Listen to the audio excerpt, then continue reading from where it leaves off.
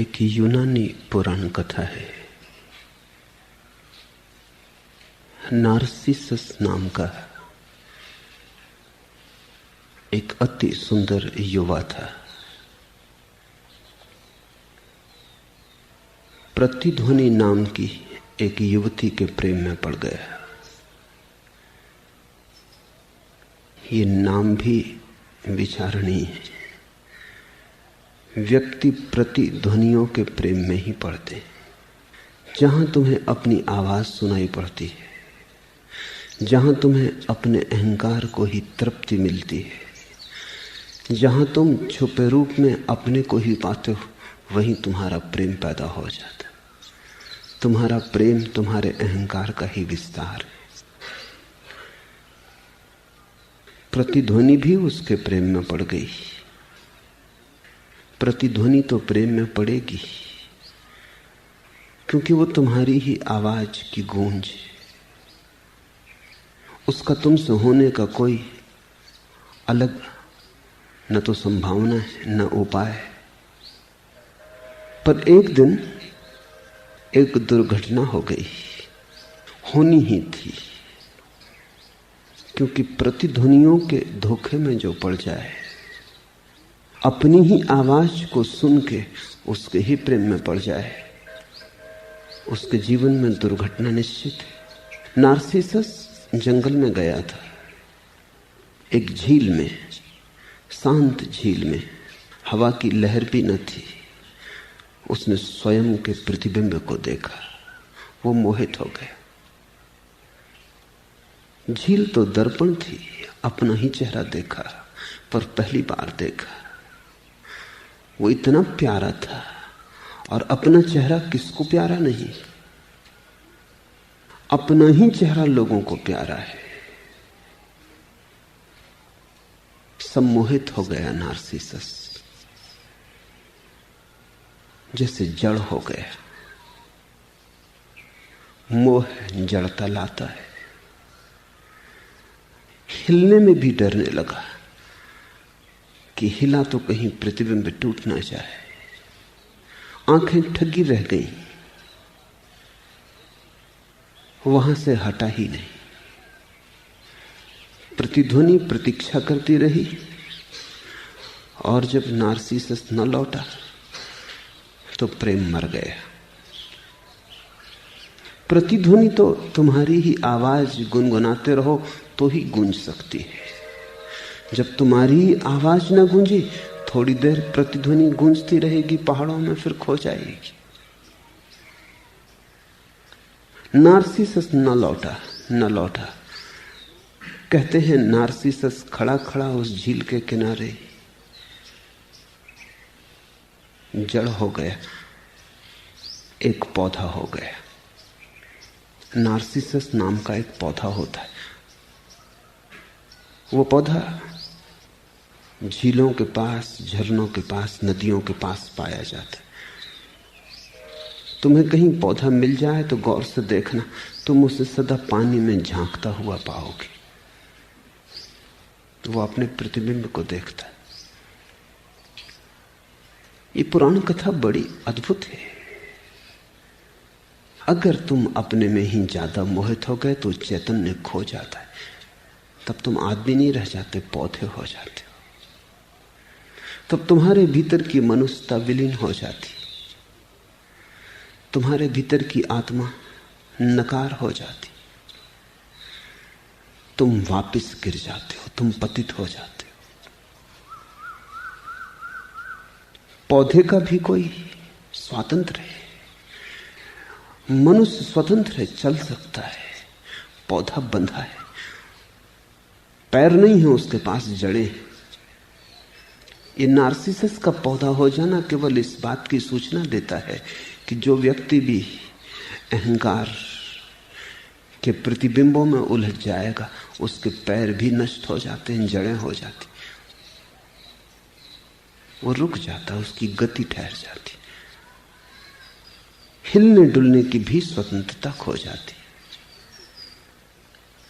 और यही करीब करीब सभी मनुष्यों के साथ होता है।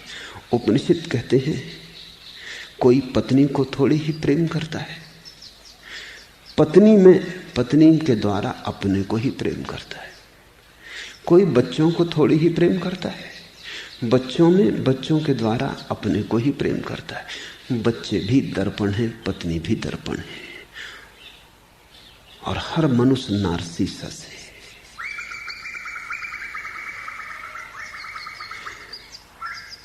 ऐसी मनुष्य की जो चित्त दशा है, इससे और परम स्वातंत्र के तो द्वार कैसे खुलेंगे। जो थोड़ी सी स्वतंत्रता है वो भी नष्ट हो जाती। पंख लगने चाहिए थे कि तुम उड़ सकते परमात्मा की तरफ। पंख तो दूर, पैर भी खो जाते। वृक्ष के बंधन को तुम समझते हो, हिल भी नहीं सकता जहां खड़ा है वहां से। रत्ती भर भी हिलना चाहे तो स्वतंत्रता नहीं है, गति नहीं है। जहां खड़ा है वहां मजबूरी में है, वहां से हट नहीं सकता। आदमी हिल सकता है, चल सकता है, पक्षी उड़ सकता है, लेकिन शरीर कितना ही हिल चल सकता हो तो भी सीमा है। थक जाएगा, थकान ही बंधन हो जाएगी। और पक्षी कितना ही उड़ सकता हो मीलों भी, तो भी मीलों में कहीं आकाश नापा जाता है। थक जाएगा।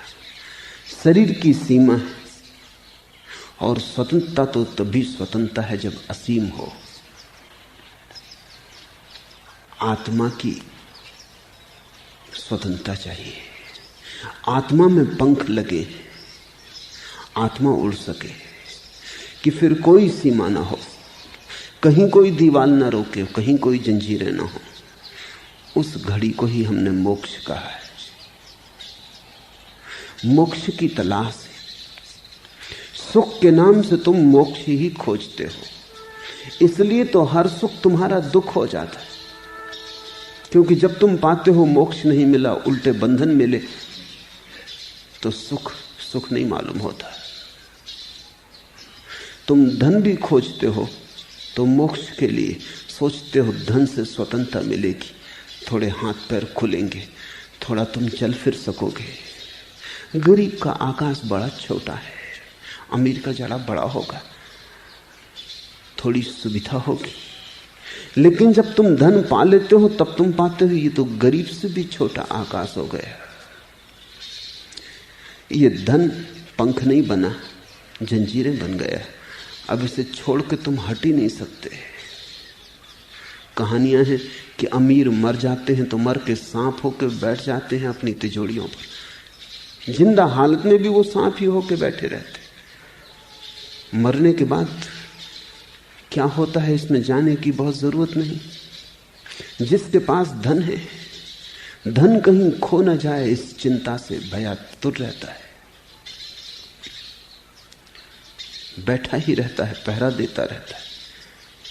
भोगना तो असंभव, मालिक भी नहीं रह जाता, करीब करीब पहरेदार हो जाता है। तुम ऐसे धनी को मुश्किल से पाओगे जो अपने धन का मालिक है। गरीब चाहे अपनी निर्धनता का मालिक भी हो, लेकिन अमीर अपने धन का मालिक नहीं।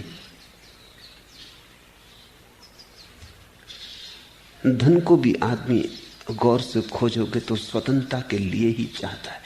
पद को भी स्वतंत्रता के लिए ही चाहता है। पद होगा, शक्ति होगी, सामर्थ्य होगी, तो इतने बंधन न रह जाएंगे। तुम कुछ बंधन तोड़ सकोगे, तुम थोड़े अज्ञात और अनजान में भी प्रवेश कर सकोगे। यदि मनुष्य की चेतना में ठीक ठीक खोजा जाए तो मोक्ष का ही स्वर बजता है। वो हर तरफ से मुक्ति चाहता है। इसलिए जहां भी बंधन बनने लगते हैं वहीं बेचैनी हो जाती। तुम प्रेम करते हो इसी आशा में कि प्रेम आकाश बनेगा, तुम उड़ सकोगे, कोई सहारा बनेगा तुम्हारी स्वतंत्रता में। लेकिन जब तुम प्रेम में पड़ते हो तुम पाते हो उड़ना तो दूर रहा है, हिलना भी मुश्किल हो गया। दूसरे से सहारे की आशा की थी, सहारा तो दूर रहा। दूसरे ने पत्थर बांध दिए तुम्हारे गले में। प्रेम बंधन हो जाता है होते ही, सपनों में होता है स्वतंत्रता, असलियत में हो जाता है बंधन। खलील जिब्रान ने अपनी अनूठी किताब प्रोफेट में कहा है, एक व्यक्ति ने पूछा और हमें प्रेम के संबंध में कुछ बताओ। तो खलील जिब्रान की किताब के नायक अल मुस्तफा ने कहा, तुम एक दूसरे को प्रेम करना, लेकिन एक दूसरे के मालिक मत बनना। तुम एक दूसरे के पास होना, लेकिन बहुत पास नहीं। तुम ऐसे ही होना जैसे मंदिरों के खंबे होते हैं, एक ही छप्पर को संभालते हैं लेकिन फिर भी दूर दूर होते। अगर मंदिर के खंबे बहुत पास आ जाएं तो मंदिर गिर जाएगा। प्रेमी से भी थोड़े दूर होना, ताकि दोनों के बीच में स्वतंत्र आकाश हो। अगर बीच का स्वतंत्र आकाश बिल्कुल ही खो जाए तो तुम एक दूसरे के ऊपर अतिक्रमण बन जाओगे, आक्रमण बन जाओगे। मगर ये सब बात तो किताबों में है। आदमी के जीवन में तो जिससे प्रेम होता है, हम उससे उसकी सारी स्वतंत्रता छीन लेना चाहते हैं, क्योंकि प्रेम होते ही भय होता है कि कहीं ये प्रेम किसी और की तरफ ना मुड़ जाए। जो प्रेम मुझे मिला है, कहीं कोई इसका और मालिक ना हो जाए। धन मिलता है तो धन खो ना जाए, प्रेम मिलता है तो प्रेम ना खो जाए। जो मिलता है उसी के खोने का भय हो जाता है। उस भय के कारण स्वतंत्रता असंभव हो जाती है। भय के साथ कैसी स्वतंत्रता? निर्भय में ही स्वतंत्रता का फूल खिलता है। और प्रत्येक व्यक्ति के प्राण बस एक ही बात के लिए रोते, एक ही बात के लिए गुनगुनाते, एक ही बात के लिए खोजते हैं, वह है मोक्ष। जहां तुम्हें मुक्ति मिलेगी वहीं तुम आह्लादित होने लगोगे। जहां तुम्हें बंधन मिलेगा वहीं तुम उदास होने लगोगे। अगर तुम इतने उदास हो तो कारण साफ है। चाहा था मोक्ष, मिली जंजीरें। मांगा था आकाश, मिला कारागृह। खोजते थे पंख, पैर भी कट गए। चाहते थे मुक्ति, जो पास था वो भी दांव पर लग गया और खो गया। और जिसकी आशा की थी उसके कहीं दूर भी कोई आसार नजर नहीं आते। इसलिए तुम उदास हो। परमात्मा शब्द का अगर कोई भी अर्थ हो सकता है तो मोक्ष। इसलिए परम ज्ञानियों ने परमात्मा शब्द का उपयोग भी नहीं किया।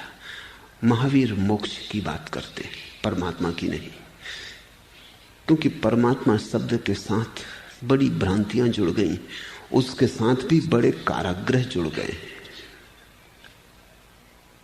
बुद्ध निर्वाण की बात करते हैं, परमात्मा की नहीं, जानकर ही। क्योंकि परमात्मा के नाम पर भी हिंदू हैं, मुसलमान हैं, ईसाई हैं, ये नए बंधन खड़े हो गए। हिंदू हिंदू होने से बंधा है, मुसलमान मुसलमान होने से बंधा है, कोई मस्जिद से बंधा है, कोई मंदिर से बंधा है। और धर्म तो मुक्ति है। इसलिए धर्म का न तो कोई मंदिर हो सकता, न कोई मस्जिद हो सकती। और जिस दिन तुम धार्मिक हो जाओगे उस दिन मंदिर में भी तुम्हें वही दिखाई पड़ेगा, मस्जिद में भी तुम्हें वही दिखाई पड़ेगा। तब तुम कभी मस्जिद में भी प्रार्थना कर लोगे, कभी मंदिर में भी प्रार्थना कर लोगे। वस्तुतः मंदिर और मस्जिद तक जाने की जरूरत न रहेगी, क्योंकि तुम्हारे घर में भी वही दिखाई पड़ेगा। तुम जहां देखोगे वही दिखाई पड़ेगा। धर्म एक परम स्वातंत्र्य है। इस बात को ख्याल में रखें तो शंकर के ये अंतिम सूत्र समझ में आ सकेंगे। काम, क्रोध, लोभ और मोह को त्याग कर स्वयं पर ध्यान करो। ये चार बंधन जिनसे तुम्हारा मोक्ष छिन गया है, जिनसे तुम्हारा मोक्ष दब गया है। काम, क्रोध, लोभ और मोह। इन चार को भी अगर संक्षिप्त कर लो तो एक ही बचता है, काम। क्योंकि जहां काम होता है वहीं मोह पैदा होता है, जहां मोह पैदा होता है वहीं लोभ पैदा होता है, और जहां लोभ पैदा होता है अगर इसमें कोई बाधा डाले तो उसके प्रति क्रोध पैदा होता है। मूल बीमारी तो काम है। काम का अर्थ समझ लो। काम का अर्थ है दूसरे से सुख मिल सकता है इसकी आशा। काम का अर्थ है मेरा सुख मेरे बाहर है, और ध्यान का अर्थ है मेरा सुख मेरे भीतर है। बस अगर ये दो परिभाषाएं ठीक से समझ में आ जाएं तो तुम्हारी यात्रा बड़ी सुगम हो जाएगी। काम का अर्थ है मेरा सुख मुझसे बाहर है, किसी दूसरे में है, कोई दूसरा देगा तो मुझे मिलेगा, मैं अकेला सुख न पा सकूंगा, मेरे अकेले होने में दुख है और दूसरे के संग साथ में सुख। इसलिए तो तुम अकेले नहीं होना चाहते। जरा भी अकेले हुए कि तुम डरे, जरा भी अकेले हुए कि तुम बेचैन, जरा भी अकेले हुए कि तुमने अपने को भरा, कूड़ा करकट कुछ भी मिले, जिस अखबार को तुम सुबह से 3 दफे पढ़ चुके उसी को फिर पढ़ने लगे, जरा अकेले हुए कि कुछ तो भरो, खालीपन अखरता है, रेडियो चला दो, शोरगुल ही होगा लेकिन ऐसा तो लगेगा कि अकेले नहीं हो। ताश खेलो, होटल में बैठ जाओ, क्लब चले जाओ, कहीं भी किसी भांति। एक युवक मेरे पास 3 दिन पहले आया, उसने कहा कि जैसे जैसे ध्यान कर रहा हूं वैसे वैसे अकेलेपन से डर और बढ़ रहा है, और कभी कभी तो ऐसी घड़ी आ जाती कि मैं एकदम भागता हूं घर से निकल के और बाजार में चला जाता हूं। यद्यपि कुछ लेना देना नहीं है, लेकिन बाजार में भीड़ भाड़ में घूमते हुए ऐसा नहीं लगता कि अकेला हूं। घड़ी 2 घड़ी घूम फिर के लौट आता हूं, हल्का हो जाता हूं।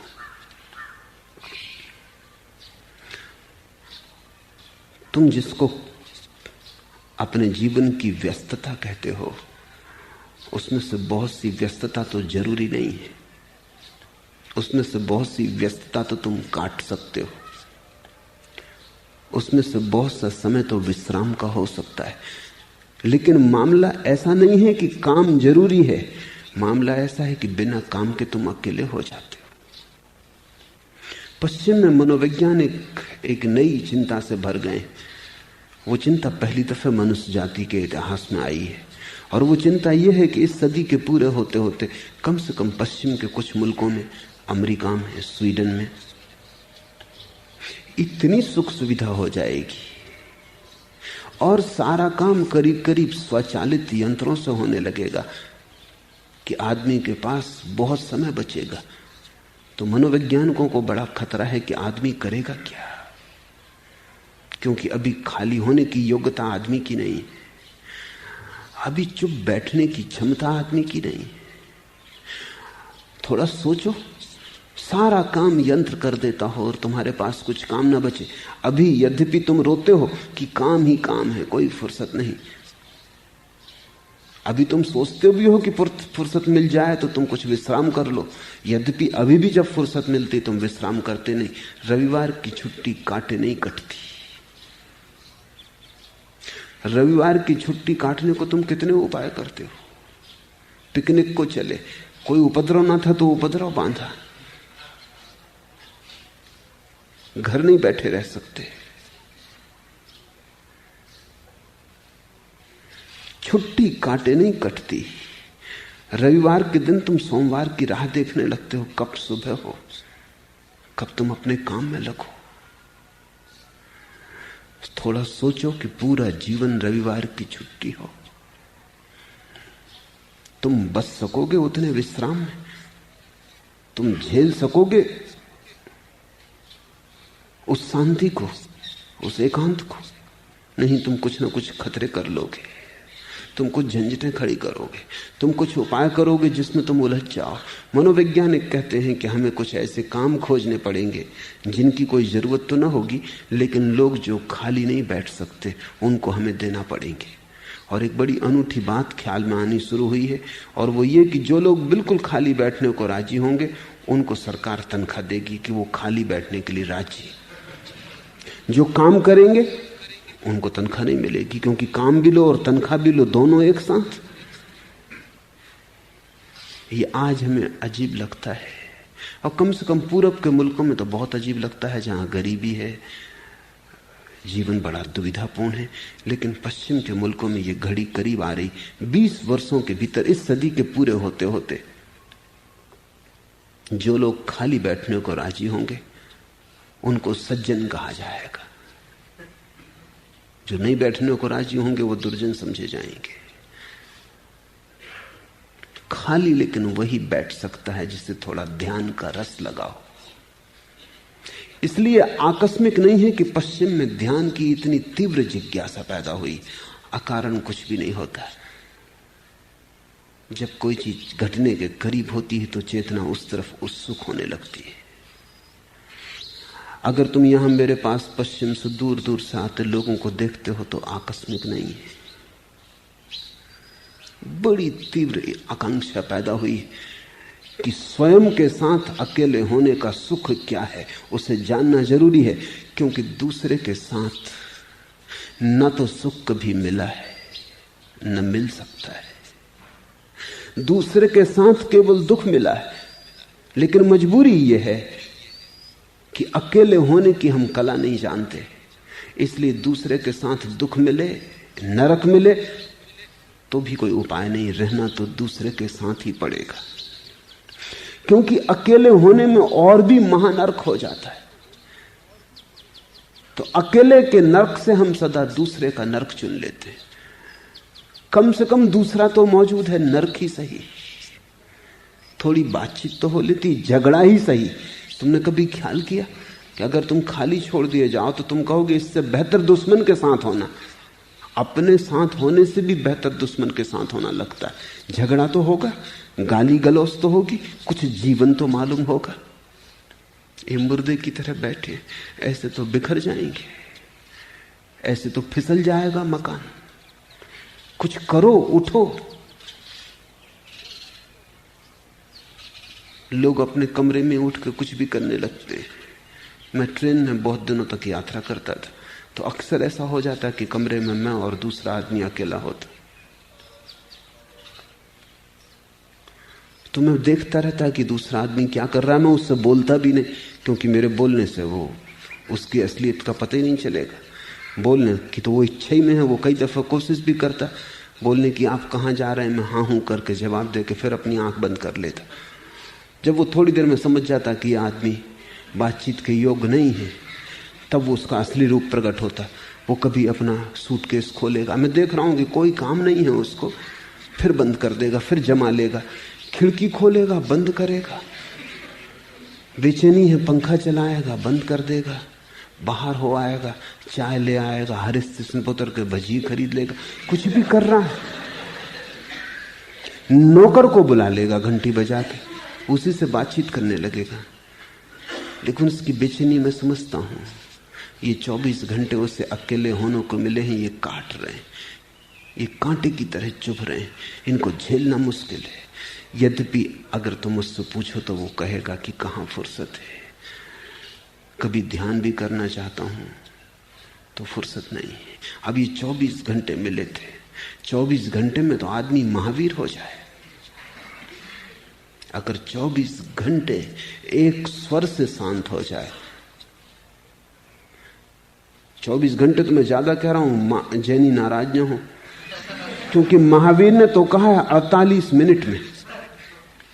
मैं तो 24 घंटे कह रहा हूं तुम्हारी सामर्थ्य सोच के। महावीर ने तो कहा 48 मिनट आदमी परम शून्य हो जाए, रम जाए, बस इससे ज्यादा की जरूरत नहीं है, परम ज्ञान उपलब्ध हो जाएगा। 48 मिनट, पूरा घंटा भी नहीं। लेकिन 48 सेकंड भी मुश्किल है, 48 मिनट तो दूर। 48 सेकंड भी तुम एक स्वर से शांत न रह सकोगे, तुम 1000 व्याघात पैदा कर लोगे। काम का अर्थ है दूसरे में सुख, यद्यपि मिलता कभी नहीं। यही तो मनुष्य की मूढ़ता है। शंकर ऐसे ही तुमको मूढ़ नहीं कहे जाते, कारण से कहते हैं, खूब सोच विचार के कहते हैं। जिस रेत से तेल नहीं निकला उससे तुम निकालते ही चले जाते हो, और ऐसा भी नहीं है कि तुम्हें पता नहीं। अगर पता ना होता तो तुम अज्ञानी थे। अज्ञानी माफ किया जा सकता है, मूढ़ को माफ नहीं किया जा सकता। मूढ़ वो है जिसे पता भी है और फिर भी निकाल रहा है, क्योंकि करे क्या, रेत ही है और कुछ दूसरा स्रोत पता नहीं जहां से तेल निकाला जा सके।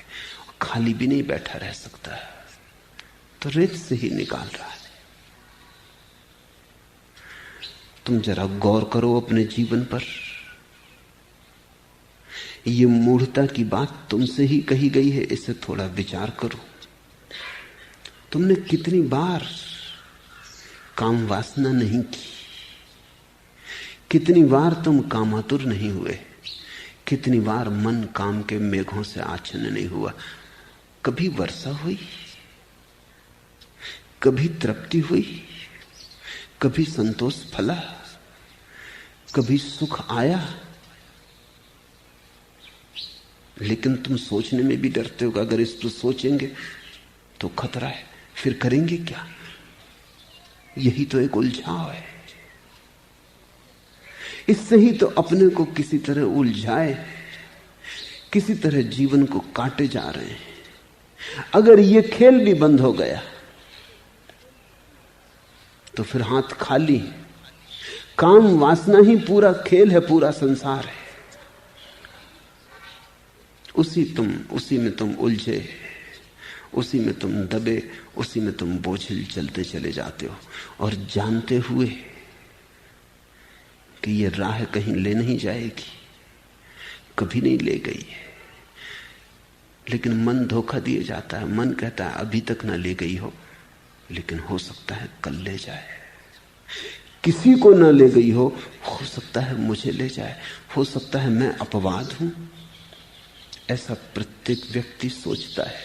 कहते हैं अरब में एक कहावत है कि परमात्मा जब भी किसी को बनाता है तो उसके कान में एक मजाक कर देता है। उसके कान में कह देता है तुझे मैंने अपवाद बनाया, तुझे मैंने खास बनाया, और सब ऐरे गहरे नत्थु खैरे। तुझे मैंने विशेष बनाया है। सभी को कह देता है, लेकिन तकलीफ ये है जिसको भी बना के भेजता उसी के कान में मंत्र दे देता, और सभी इसी ख्याल में चलते हैं कि और सब ऐरे गहरे नत्थु खैरे, मैं कुछ खास। अब परमात्मा ही मजाक कर दे तो बड़ा मुश्किल हो जाता है। हर एक को याद है कि चलते वक्त कहा था उसने, हालांकि तुम किसी से कहते नहीं। कहो तो दूसरे हंसते हैं, क्योंकि उनको भी उसने कहा, वो कहते तुमको कैसे कह सकता है। इसलिए तुम भी किसी से नहीं कहते, दूसरे भी तुमसे नहीं कहते। तुम भी बताने की कोशिश करते हो बिना बताए, दूसरा भी बताने की कोशिश करता है बिना बताए। जो जोर जोर से चिल्ला के कहने लगते हो उनको तुम पागल खाने में बंद कर देते हो। लेकिन हर एक के मन में एक भ्रांति है कि मैं अपवाद हो सकता हूं। बुद्धों ने कहा नहीं मिला सुख, काम वासना के मरुस्थल खोज डाले, एक मरुद्धान भी ना पाया। महावीरों ने कहा, शंकर कहते हैं कि बड़ी यात्रा की, मरुद्धान तो दूर, खजूर की छाया भी ना मिली। खजूर की भी कोई छाया होती, लेकिन वो भी ना मिली। लेकिन तुम सोचे चले जाते हो कि हो सकता है इन्हें न मिली हो, बेचारे चूक गए हो, न खोज सके हो, नक्शा हाथ में ना रहा हो, बुद्धिमान ना रहे हो, भटक गए हो। और फिर कौन जाने अक्सर ऐसा भी हो जाता है कि जिनको नहीं मिलती वो दूसरों को भी समझाने लगते हैं कि तुम्हें भी ना मिलेगी। और हो सकता है अंगूर खट्टे रहे हो, पा ना सके हो, खुद सामर्थ्य ना रही हो, इसलिए सब अंगूर खट्टे हैं ऐसा कह के उनको भी चुकाने की कोशिश कर रहे हो। जो पा सकते कम से कम मैं तो पा ही सकता हूं। तुम्हारे मन में ऐसी भ्रांतियों का जाल है तो फिर काम से छुटकारा ना हो सकेगा। और जो काम से ना जागा वो राम में ना जागा, जो काम से जागा वही राम में जागा। राम की याद करने से कुछ भी ना होगा, क्योंकि मन अगर काम से भरा हो तो राम का वो उच्चार भी गंदा हो जाएगा। हाँ, काम से मन खाली हो जाए तो राम को पुकारना भी मत, तो भी पुकार उठेगी। तुम्हारा रोआ रोआ कहेगा, तुम्हें कहने की जरूरत ना रहेगी। भज गोविंदम भज गोविंदम। ये कोई ऐसी बात नहीं जिसको तुम कर लोगे,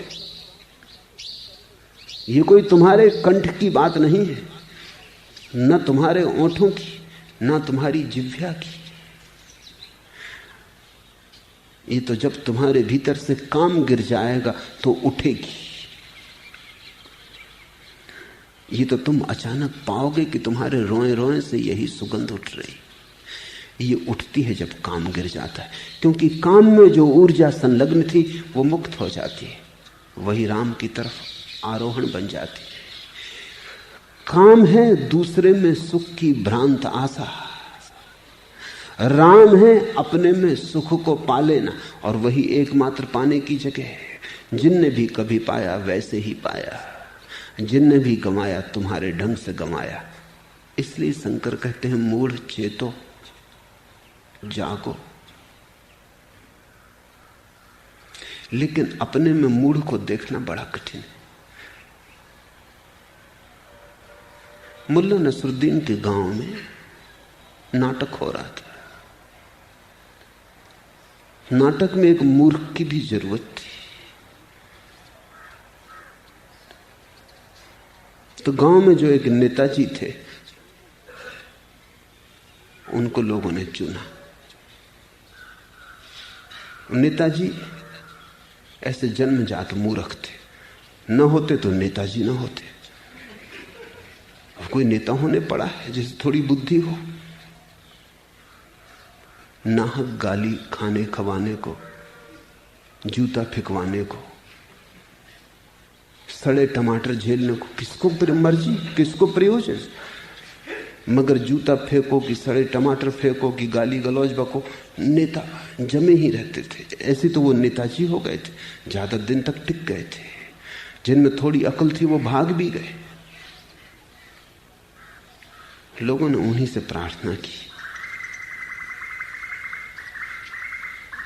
नेताजी ने मुल्ला नसरुद्दीन से पूछा कि मुझे मूर्ख का पार्ट अदा करना है नाटक में, तो मुझे बताओ कि किस भांति से ये पाठ कुशलता से अदा किया जा सकता है। नसरुद्दीन ने नीचे से ऊपर तक देखा और कहा कि आप जैसे हो बस ऐसे ही स्टेज पे चले जाओ, इसमें जरा भी फर्क की जरूरत नहीं है, फर्क करने से गड़बड़ हो जाएगी। नेता तो बहुत नाराज हो गया।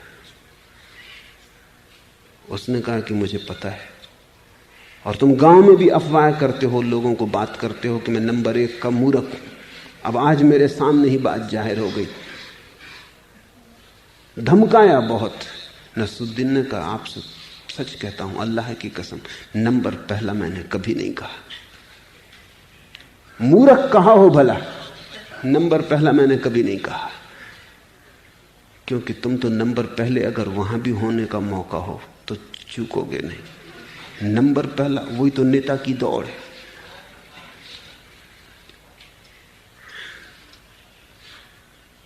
तुम में सारी दुनिया जो देख ले वो भी तुम स्वयं नहीं देख पाते।